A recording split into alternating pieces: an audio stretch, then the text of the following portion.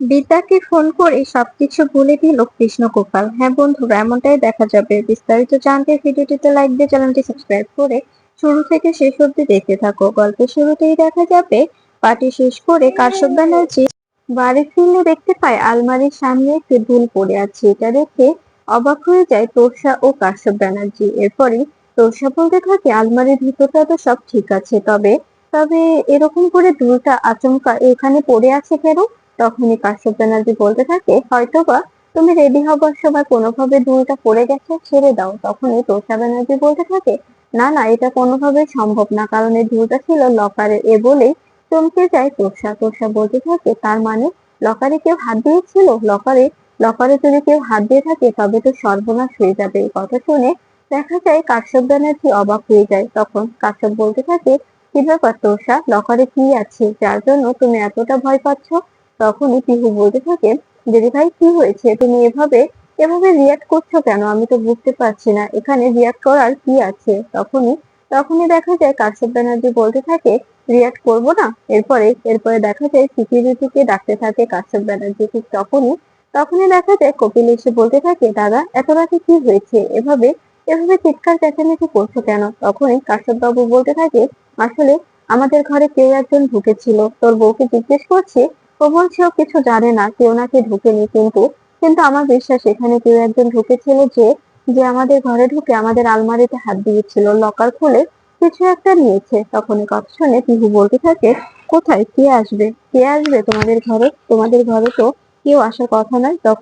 তখনই দেখা যায় কাশ্যপ বাবু বলতে থাকে, আমার আমার বিশ্বাস এখানে কেউ একজন এসেছিল, তা না হলে এভাবে এভাবে লকার কেউ খুলতো না। ঠিক তখনই সিকিউরিটি ডাকলে সিকিউরিটি বলতে থাকে, হ্যাঁ এসেছিল তো। তখনই দেখা যায় পিহু বারবার ইশারা করে বলো না, কিন্তু কিন্তু সিকিউরিটি গার্ড কিছু না শুনে বলে ফেলে যে বিদ্যা বিদ্যা মেম সাহেব এসেছিল স্যার, বিদ্যা মেম সাহেব এসে ঘরে ঢুকেছিল। তখন এই কথা শুনে অবাক হয়ে যায় কাশ্যপ ব্যানার্জি। এরপরে সিকিউরিটি গার্ড চলে গেলে তখন তখন তোষা বলতে থাকে, বিদ্যা কেন এসেছিল এখানে? পিহু তুমি সবটা জানো, সত্যি করে বলো বিদ্যা বিদ্যা কেন এসেছিল এখানে? এদিকে এদিকে দেখা যায় ঋত বিদ্যা বাড়ি ফিরলে তখন রাজদীপ বলতে থাকে, এটা কি ধর্মশালা পেয়েছো যে যখন ইচ্ছে তখনই এখানে চলে আসবে? তুমি এত রাত অব্দি বাড়ির বউ হয়ে কোথায় ছিলে বলো? তখনই এ কথা শুনে বিদ্যা বলতে থাকে, আপনার মুখে কথাটা মানায় না, কারণ কারণ এখন এখন সব জায়গায় ছড়াছড়ি হয়েছে আমি আমি আপনার ছেলের সঙ্গে লিভিং এ আছি, তাও আবার আপনার বাড়িতে, আপনার আপনার মাথার উপরে লিভিং করছি, আর আপনি বলছেন আমি এবারের বউ? কোন অর্থে? আপনি তো ছড়িয়েছেন যে আমি এ বাড়ির কেউ নয়, আমি আপনার ছেলের সঙ্গে লিভিং করছি। এ কথা শুনে দেখা যায় রাজদীপ চুপ হয়ে যায়। তখনই বিদ্যা বলতে থাকে, কি হলো মিস্টার রাজদীপ চ্যাটার্জি, কথা বলছেন না যে? কথা বলুন। আপনি আপনি এটা কি করে বলতে পারলেন যে আমি এই বাড়ির বউ?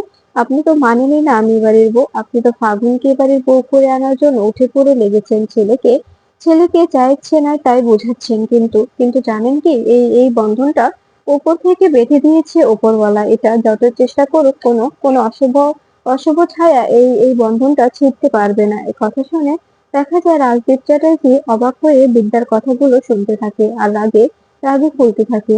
এরপরে রাজদীপ বলতে থাকে, অনেক অনেক লেকচার মেরেছো, এখন এখন গিয়ে ঘুমিয়ে পড়ো, আর নেক্সট টাইম যেন এরকম না হয়। এত রাত করে এ বাড়িতে কেউ ঢোকে না, আমাদের বাড়িতে কোনো রিচুয়াল আছে তাই না? তখন এই কথা শুনে বিদ্যা বলতে থাকে, অবভিয়াসলি রিচুয়াল তো প্রত্যেকটা বাড়িতেই থাকার কথা, কিন্তু কিন্তু সেটা শুধুমাত্র আমার ক্ষেত্রে, এই বাড়িতেও যেমন ঠিক ও বাড়িতেও, আর তাছাড়া অন্য কারোর জন্য নয়, তাই না? তখন বিদ বলতে থাকে, বাবা তুমি কিন্তু বিদ্যার সঙ্গে এবার খারাপ ব্যবহার করছো, প্লিজ তুমি বিদ্যার সঙ্গে কোনো রকম মিসবিহেভ করো না।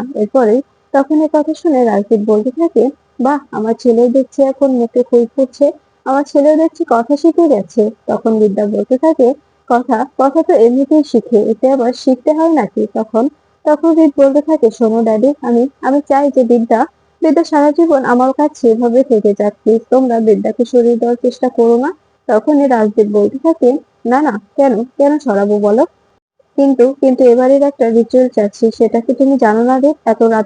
এত রাতে বাড়ির বউ কি করে বাইরে থাকতে পারে? তখনই বিদ্যা বলতে থাকে, এক কথা কবার বলবো, বারবার এক কথা বলতে ভালো লাগে না। এরপরে দেখা যায় বিদ্যার ফোনে একটি ফোন আসে।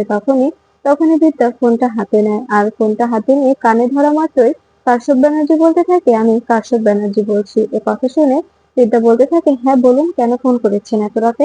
তখনই কাশ্যপ বাবু বলতে থাকে, বিদ্যা তুমি আমাদের ঘরে কেন ঢুকেছিলে? আমাদের আমাদের ঘরে কেন ঢুকেছিলে? আলমারি কেন খুলেছিলে? এটাকে চুরি করা বলে? বলো তুমি ঢুকোনি? তখনই বিদ্যা বলতে থাকে, হ্যাঁ যদি বলি ঢুকেছি, কিন্তু আমি ওখানে কোনো চুরি করার উদ্দেশ্যে যাইনি। আমি ওখান থেকে একটা কানা করিও নিইনি। শুধু শুধু আমি জানতে চেয়েছিলাম যে আমার আমার পরিচয় কি। তখন এ কথা শুনে কাশ্যপ ব্যানার্জি বলতে থাকে, তুমি তো আমার মান সম্মান সবকিছু আমার থেকে কেড়ে নিচ্ছ। তখন তখন বিদ্যা বলতে থাকে, আর তুমি তুমি আমার মাথার উপর থেকে ছায়াটাই কেড়ে নিয়েছো। আমার বাবা মার ছায়াটা তুমি আমার থেকে কেড়ে নিয়েছো। এখন আবার নতুন করে কি নাটক করছো বলো তো? তখনই দেখা যায় কাশ্যপ ব্যানার্জি বলতে থাকে, বিদ্যা তুমি কিন্তু বাড়াবাড়ি করছো। আমি আমি কিন্তু এটা মেনে নেব না। তখন এ কথা শুনে বিদ্যা বলতে থাকে, তোমার তোমার যা খুশি তাই তুমি করতে পারো, আমার কোনো সমস্যা নেই। আমি আমি তোমাকে বাধা দেব না। তখনই দেখা যায় কাশ্যপ বাবু বলতে থাকে, হ্যাঁ এটাই যেন কথা থাকে, তুমি কোনোভাবে আমার কিছুতে নাক গলাতে আসবে না। তখন বিদ্যা বলতে থাকে, হ্যাঁ অবশ্যই যাব না। এরপরে দেখা যায় তোষা ব্যানার্জি কাশ্যপ বাবুকে বলতে থাকে, আচ্ছা ও ও কি নিয়ে গেছে? ও হয়তো বা কোনো ডকুমেন্টস নিয়ে গেছে। এরপরে দেখা যায় কাশ্যপ বাবু বলতে থাকে, কথা বলো, তুমি তুমি কি নিতে এসেছিলে এখানে? আলমারিটা কেন খুলেছিলে? তখন দেখা যায় বিদ্যা বলতে থাকে, অনেক তো প্রশ্ন করলেন, এবার আমি একটা প্রশ্ন করতে পারি? এ কথা শুনে কাশ্যপ বাবু বলতে থাকে, হ্যাঁ কি প্রশ্ন? তখনই বিদ্যা বলতে থাকে, আচ্ছা কৃষ্ণগোপাল কে বলুন তো? তখন এ কথা শুনে অবাক হয়ে যায় কাশ্যপ ব্যানার্জি বলতে থাকে, তার মানে কৃষ্ণগোপাল কে? মানে কৃষ্ণগোপাল কে? আমি কি চিনি নাকি? তখনই বিদ্যা বলতে থাকে, আপনি অবশ্যই চেনেন কৃষ্ণগোপালকে, আপনি খুব ভালো করে চেনেন, তাই বলছি কৃষ্ণগোপাল কে সত্যি করে বলুন। এরপরে কাশ্যপ ব্যানার্জি ফোনটা কেটে দেয়। তখন দেখা যায় কৃষ্ণগোপালের কথা শুনে কপিল বলতে থাকে, দাদা এত বছর পরে ও কি করে এলো? ওর ওর কথা কেন উঠছে? কোনো কি সমস্যা হয়েছে? তখনই দেখা যায় পিহু বলতে থাকে, আমি তো বুঝতে পারছি না এই কাশ্যপ ব্যানার্জিকে, এই কৃষ্ণগোপালটা কে, যে কিনা এরকম করে তোমাদের ভয় দেখাচ্ছে? তোমরা ওর কথা শুনে ভয় পেয়ে গেলে। তখন এই কথা শুনে দেখা যায় কাশ্যপ ব্যানার্জি পিহুকে ধমক দিলে পিহু ভিতরে চলে যায়। এরপরে কপিল বলতে থাকে, দাদা আমাদের কিছু একটা করতে হবে, তা না হলে কিছুতে কিছুতে এভাবে চলতে পারে না। আর আমার মনে হয় বিদ্যা বিদ্যা কোনোভাবে কোনো পেপার পেয়েছে। তখনই কাশ্যপ বাবু বলতে থাকে, আমার মনে হয় বিদ্যা বিদ্যা কোনো পেপার পেয়েছে, মানে আমার কাছে একটা কৃষ্ণগোপালের চিঠি ছিল, সেই চিঠিটাই বিদ্যার হাতে চলে গেছে। সেই চিঠিটার মাধ্যমে বিদ্যা হয়তো বা রহস্য ভেদ করতে পারবে। তখন এই কথা শুনে দেখা যায় কপিল ও কপিল ও তোষা ব্যানার্জি দুজনই অবাক হয়ে যায়। তখন দেখা যায় কাশ্যপ ব্যানার্জি বলতে থাকে, এখন কি করবো? আমি তো কিছুই বুঝতে পারছি না, চারদিক থেকে আমাকে ঘিরে নিচ্ছে এই প্রফেসর বেবি। এদিকে দেখা যায় রাজদীপ চ্যাটার্জি বিদ্যাকে বলতে থাকে, তবে থাকো, আমি এখন ঘুমাবো, চুপচাপ গিয়ে ঘুমিয়ে পড়বে, কোনো যেন ঝামেলা না হয়। তখনই বিদ্যা বলতে থাকে, আপনাকে দিয়ে একটা কাজ করাবো, করতে পারবেন? তখন এই কথা শুনে দেখা যায় রাজদীপ বলতে থাকে, যেমন কি করাতে চাইছো তুমি? একটা কথা বলুন তো, আপনি কি কৃষ্ণগোপাল বলে কাউকে চেনেন? তখন এই কথা শুনে দেখা যায় রাজদীপ বলতে থাকে যে তার আগে পিছনে কিছু নেই, ওনার পদবিটা কি? পদবিটা বলো, তবে যদি চিনতে পারি। তখন বিদ্যা বলতে থাকে, আসলে আসলে সেটা জানা নেই। তখন এই কথা শুনে রাজদীপ বলতে থাকে, আসলে আমি একজন কৃষ্ণগোপালকে চিনি, কিন্তু এই কৃষ্ণগোপাল সেই কৃষ্ণগোপাল না, তাদের কিনা তা তো জানি না। তখনই বিদ্যা বলতে থাকে, আসলে আমার হাতে একটা চিঠি এসেছে, সেই চিঠিতে লেখা আছে কৃষ্ণগোপাল। আমার মনে হচ্ছে ওই চিঠিটা ধরে যদি এগোই তবেই আমার পরিচয়পত্র আমি খুঁজে পাবো। এ কথা শুনে রাজদীপ চ্যাটার্জি বলতে থাকে, তুমি তুমি একদম একদম চিন্তা করো না। আমি আমি দেখেছিলাম একবার কোর্টের সামনে, মুখোমুখি হয়েছিলাম, আর এরপরে বারবার খবরের কাগজে ছাপিয়েছে। তাছাড়া তাছাড়া আর আমি ওর পদবিটা আমারও মনে নেই। তখন এই কথা শুনে দেখা যায় বিদ্যা বলতে থাকে, তবে এখন কি করব? আপনি কি কোনোভাবে লোকটাকে খুঁজে দিতে পারবেন না? তখনই দেখা যায় রাজদীপ বলতে থাকে, না না, কোথা থেকে খুঁজে দেব? ওই লোকটা তো মনে হয় এখন আর নেই, আর ওনাকে তো যাবজ্জীবন জেল দেওয়া হয়েছিল। উনি তো যাবজ্জীবন জেল পেয়েছিলেন, অনেক বছর হলো উনি জেল খাটছেন। তবে এখন কোথায় আছেন, জেলে আছেন কিনা বাইরে আছেন, সেটা তো আমি জানি না বিদ্যা, তাই আমি তোমাকে কোনোভাবে হেল্প করতে পারছি না। এ কথা শুনে বিদ্যা বলতে থাকে, ঠিক আছে, আপনি যেহেতু পারছেন না তবে আপনাকে তো জোর করে কোনো লাভ নেই, তাই না? তখনই রাজদীপ বলতে থাকে, একদম, তুমি তুমি বুঝতে পেরেছো। এরপরে এরপরে দেখা যায় এদিকে কৃষ্ণগোপাল রিভলভার নিয়ে খেলতে থাকে আর বলতে থাকে, এই রিভলভার দিয়ে আমি চাইলে সবাইকে একবারে শেষ করে দিতে পারি, কিন্তু কিন্তু এটা করলে তো হবে না, আমাকে তো কিছু কিছু টাকা পেতে হবে, তাই না? আমাকে তো কিছু নিজের জন্য গোছাতে হবে, তা না হলে অযথা এভাবে মেরে ছোট ছোট হাত নষ্ট করলে তো আর হবে না, তাই না? তখন দেখা যায় আরো বলতে থাকে, আমি এবার না চাইতেও চিনে ফেলেছি, এবার আর কোনোভাবে ছাড়বো না মিস্টার কাশ্যপ ব্যানার্জি। এবার আপনাকে আমি দেখে নেব। এবার যদি আপনি মোটা অঙ্কের টাকাটা না দিচ্ছেন না, সত্যি সত্যি সবটা একদম শেষ করে দেব, সবকিছু।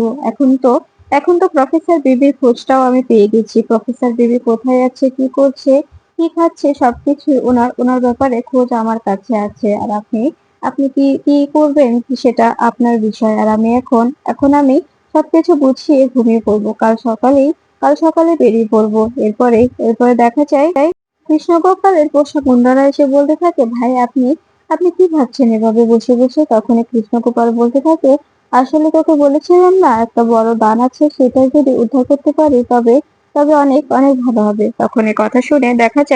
তখনই দেখা যায় কৃষ্ণগোপাল আরো বলতে থাকে, ওই কাশ্যপ ব্যানার্জিকে আমি কিছুতেই ছাড়বো না, আর উনি যদি টাকাটা না দেয় তবে তো ছাড়ার কোনো প্রশ্নই আসে না। এদিকে দেখা যায় বিদ্যা রীতির সঙ্গে বলাবলি করতে থাকে, ওকে কি করে বিদ্যা নিজের নিজের সবকিছু গুছিয়ে নেবে, যে করে হোক বিদ্যাকে সবকিছু করতেই হবে। তখন বলতে থাকে, আচ্ছা বিদ্যা, তুমি যে এতটা এতটা চাপ নিচ্ছ, এতটা চাপ নেওয়া কি ঠিক হচ্ছে বলো? তুমি তো ধীরে আস্তে করতে পারো।